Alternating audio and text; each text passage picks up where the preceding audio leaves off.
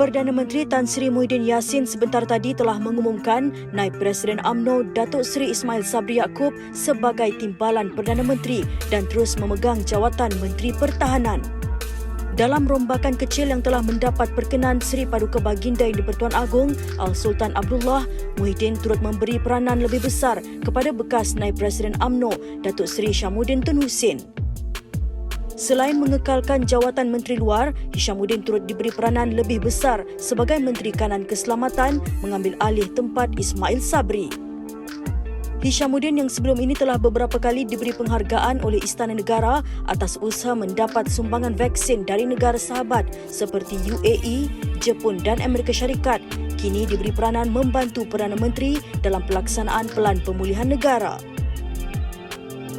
Perubahan portfolio Ismail Sabri dan Hishamuddin ini dianggap signifikan dalam mengukuhkan kerjasama UMNO dengan kerajaan.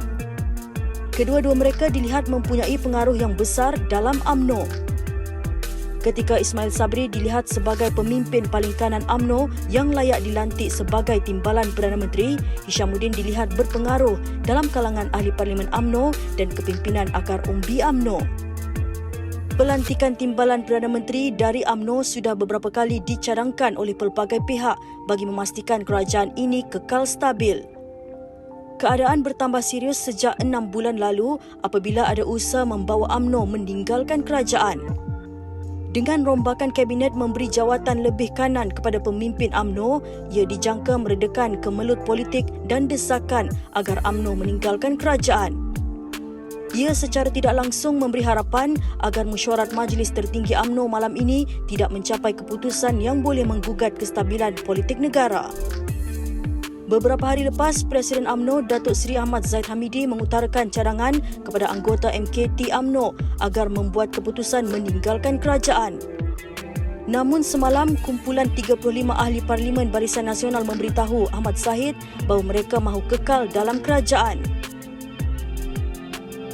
Kumpulan 35 ini menegaskan keputusan mereka selari dengan usul Perhimpunan Agung UMNO 2020 yang mahukan kerjasama dalam Kerajaan Perikatan Nasional diteruskan sehingga Parlimen dibubarkan.